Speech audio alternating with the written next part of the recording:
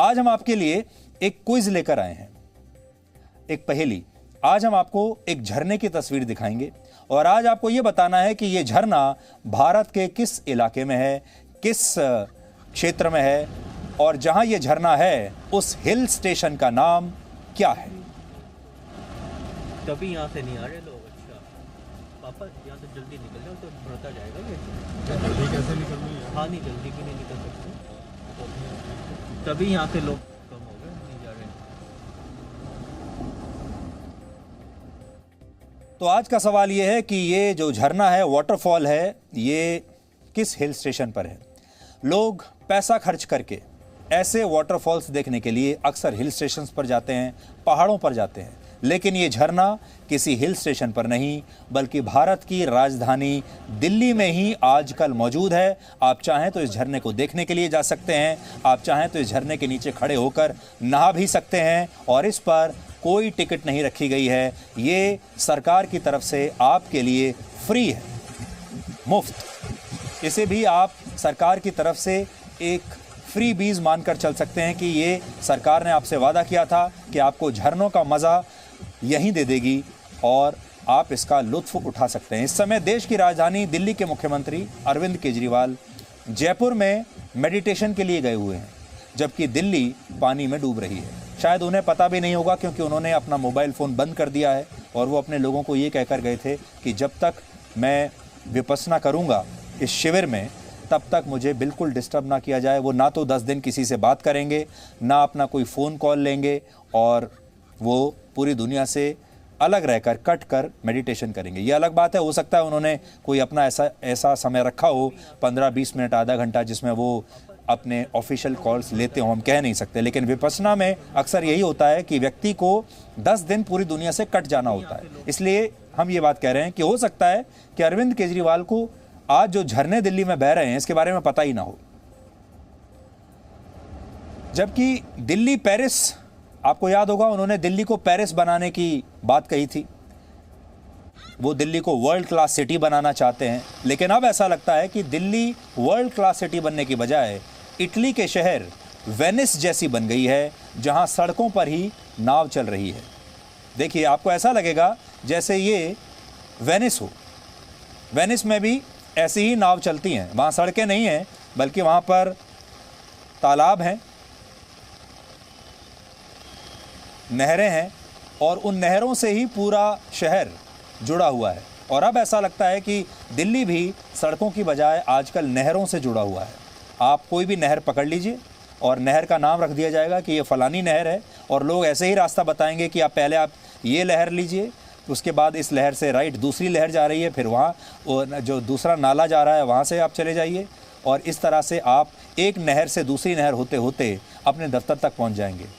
दिल्ली की सरकार ने चुनाव से पहले लोगों को मुफ्त पानी देने का वादा किया था, लेकिन दिल्ली की सड़कों पर प्रचुर मात्रा में मुफ्त का पानी ऐसे भर जाएगा, इसकी कल्पना दिल्ली वालों ने भी शायद कभी नहीं की होगी। अगर आप दिल्ली में रहते हैं तो आपको छुट्टियां मनाने के लिए अब पहाड़ों पर जाने की आवश्यकता नहीं है, क्योंकि दिल्ली के फ्लाईओवर से ही अब पानी के झरने फूट रहे हैं जो बेहद खूबसूरत लग रहे हैं आजकल।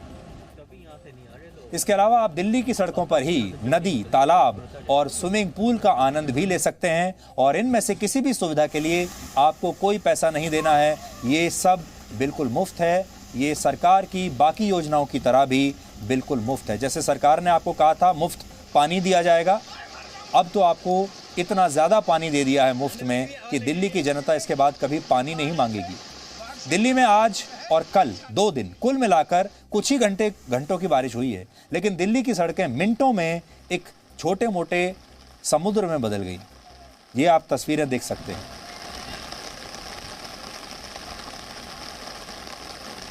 दिल्ली में चाहे साइकिल पर चलने वाला व्यक्ति हो या गाड़ी से चलने वाला व्यक्ति, सबको 2 दिन से ऐसे ही लग रहा है जैसे दिल्ली एक बहुत बड़ी दरिया है और इसमें डूब कर जाने के अलावा किसी के पास कोई रास्ता नहीं है। दिल्ली में भारत सरकार के बड़े बड़े मंत्री बैठते हैं, पूरी सरकार दिल्ली से चलती है।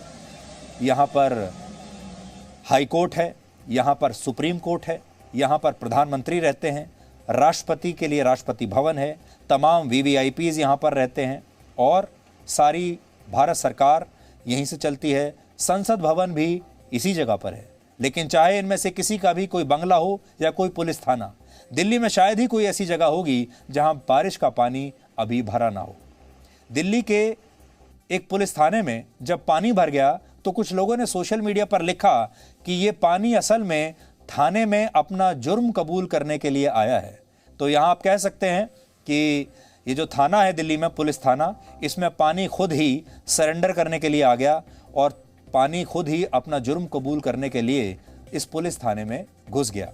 हालांकि ये बारिश ही अकेली समस्या नहीं है। कुछ ही मिनटों की बारिश के बाद पूरी दिल्ली अक्सर जैम हो जाती है और ये ऐसा नहीं कि इसी साल हो रहा है। आज़ादी के बाद से 74 वर्ष हम देख रहे हैं, हमेशा ऐसा ही हुआ है।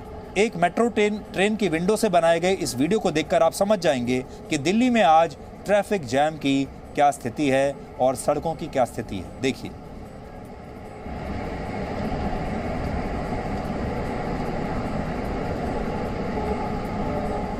ये किसी दर्शक ने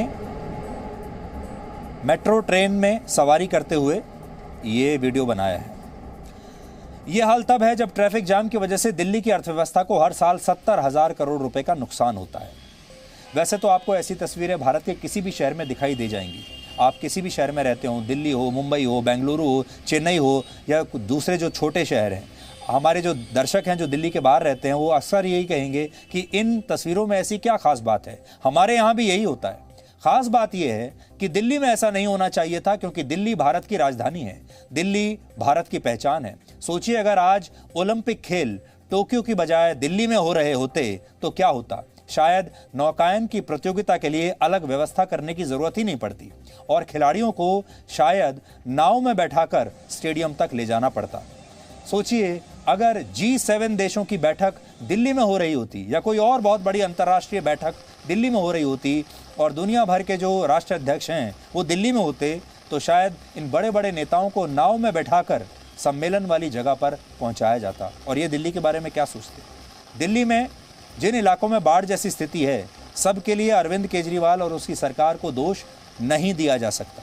इनमें कुछ इलाके NDMC के अंतर्गत आते हैं, जबकि कुछ इलाकों की जिम्मेदारी दिल्ली सरकार की भी है और भी बहुत सारी एजेंसीज हैं। यानी इसमें गलती सबकी बराबर की है।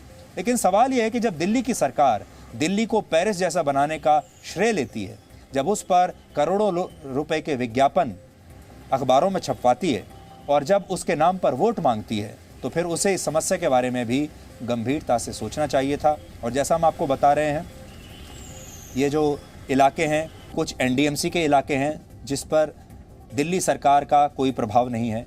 इसमें से कुछ इलाके MCD के अंतर्गत आते हैं, कुछ CPWD के अंदर आते हैं, कुछ PWD के अंदर आते हैं। दिल्ली में पिछले 12 वर्षों में ये सितंबर के महीने में हुई सबसे ज़्यादा बारिश है। लेकिन ज़्यादा बारिश का बहाना बनाकर सरकारें शहरों को डूबने के लिए छोड़ नहीं सकती। भारत के ज़्यादातर शहरों में थोड़ी सी बारिश के बाद सड़कें पानी में डूब ही जाती हैं, क्योंकि भारत में अर्बन प्लानिंग पर कभी भी किसी सरकार ने कोई ध्यान नहीं दिया। आपको हैरानी होगी जानकर कि हज़ारों वर्षों पहले भारत में जो सभ्यताएं विकसित हुईं, उनमें पानी की निकासी के ज़्यादा बेहतर इंतजाम थे आज के मुकाबले। Centre for science and environment के वैज्ञानिकों के मुताबिक अंग्रेज़ों के भारत आने से पहले भारत में बाढ़ और बारिश के पानी की निकासी की शानदार व्यवस्था थी। तब बारिश आज की तरह परेशान नहीं करती थी, बल्कि बारिश की एक एक बूंद का इस्तेमाल होता था। लेकिन जब अंग्रेज भारत आए तो उन्होंने पूरे भारत में नहरें और नाले बनाने शुरू कर दिए और पानी का प्रबंधन भारत के लोगों के हाथों से निकलकर अंग्रेजी अफसरों के हाथ में चला गया और आज़ादी के बाद भी ये परंपरा ऐसे ही कायम रही। प्राचीन भारत के लोग प्रकृति के साथ सामंजस्य बनाकर चलते थे, जबकि अंग्रेज प्रकृति पर लड़ाई करके विजय पाना चाहते थे। उदाहरण के लिए ये तस्वीर देखिए। ये मिट्टी के जो टीले आप देख रहे हैं, इन्हें राजस्थान में कुंडी कहा जाता है। राजस्थान के दर्शक इसे समझते होंगे कि कुंडी क्या होती है। आमतौर पर इसे कुंड भी कहते हैं। कुंडी सिस्टम के तहत ऐसे टीले बनाए जाते थे जिनमें बारिश का पानी जमा हो जाता है और फिर यहां से ये पानी कुओं में पहुंचता था। कुंडों को ढककर रखा जाता था, इसलिए इनमें जाने वाला पानी पीने लायक भी होता था। लेकिन जब अंग्रेजों ने भारत में शहरों का निर्माण शुरू किया, उन्होंने अतिक्रमण को बढ़ा दिया। ड्रेनेज सिस्टम को प्राकृतिक ढलान के विपरीत बनाया जाने लगा। पानी की निकासी का जो सिस्टम ऊपर से नीचे की तरफ होना चाहिए था, वो नीचे से ऊपर की दिशा में बनाया गया। इसलिए आज भी ज्यादा बारिश की स्थिति में पानी आगे बढ़ने के बजाय पीछे लौटने लगता है और फिर सड़कों पर जमा हो जाता है। आज़ादी के बाद भी स्थिति को बदला नहीं गया। इंडियन इंस्टीट्यूट ऑफ टेक्नोलॉजी यानी IIT दिल्ली की एक रिपोर्ट के मुताबिक दिल्ली का ज्यादातर ड्रेनेज सिस्टम 1976 के मास्टर प्लान पर आधारित है। सोचिए 1976, यह मास्टर प्लान उस समय दिल्ली की 60 लाख की आबादी के लिए बनाया गया था और अब यह आबादी बढ़कर 2.25 करोड़ हो गई है। बहुत सारे लोगों का कहना है कि अब दिल्ली की आबादी 3 करोड़ के आसपास है। कहां 60 लाख, कहां 3 करोड़। हैरानी की बात यह है कि इस ड्रेनेज सिस्टम के तहत आने वाले ज्यादातर नालों का बहाव भी ऊपर से नीचे की तरफ नहीं बल्कि नीचे से ऊपर की तरफ है। IIT दिल्ली ने जब इस ड्रेनेज सिस्टम पर एक स्टडी की तो पता चला कि पानी की निकासी के लिए बनाए गए दिल्ली के 183 नालों में से 18 पूरी तरह गायब हो चुके हैं, क्योंकि इन नालों के ऊपर अब अतिक्रमण कर लिया गया है। बाकी के नाले या तो गलत ढंग से बनाए गए हैं या फिर इनमें इतनी गंदगी जमा हो चुकी है कि पानी आगे बढ़ता ही नहीं।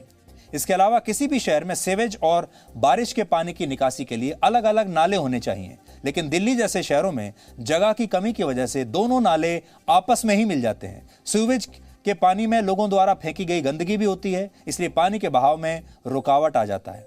इसके अलावा जब दिल्ली में ज्यादा बारिश होती है तो यमुना में गिरने वाले नालों के गेट बंद कर दिए जाते हैं और इसकी वजह से भी पानी को आगे बढ़ने का रास्ता मिलता नहीं। कुल मिलाकर भारत के शहरों को बारिश वाली बाढ़ से बचाना कोई बड़ी बात नहीं है। इसके लिए सिर्फ कॉमन सेंस इस्तेमाल करना होगा, जिसका इस्तेमाल सैकड़ों वर्ष पहले हमारे पुरखे किया करते थे, हमारे वंशज किया करते थे। लेकिन इसमें सबकी बराबरी की हिस्सेदारी है। आज जो सड़कें आप डूबते हुए देख रहे हैं, इनमें से कुछ सड़कें NDMC की हैं, कुछ MCD की हैं, कुछ CPWD की हैं, कुछ PWD की हैं, कुछ केंद्र सरकार के अधीन आती हैं, कुछ राज्य सरकार के अधीन आती हैं। लेकिन केजरीवाल सरकार को हम ज़्यादा दोष इसलिए दे रहे हैं क्योंकि केजरीवाल सरकार ने अपने चुनावी वादों में और अक्सर लोगों को ये कहा है कि दिल्ली को वर्ल्ड क्लास सिटी वो बनाएंगे और इस मुद्दे पर उन्होंने वोट भी मांगे हैं। इसलिए जब वो ये पूरा प्लान बना रहे थे कि दिल्ली को वो पेरिस बना देंगे, वर्ल्ड क्लास बना देंगे, तब उन्हें इन सड़कों को भी शामिल करना चाहिए था उस प्लान में, इस ड्रेनेज सिस्टम को भी शामिल करना चाहिए था उसी प्लान में, जो उन्होंने किया नहीं। और इसीलिए क्योंकि दिल्ली के लोग मुफ्त की चीज़ों को ज़्यादा पसंद करते हैं, उन्हें सब मुफ्त में चाहिए, इसलिए आज उन्हें मुफ्त में ये पानी मिल रहा है।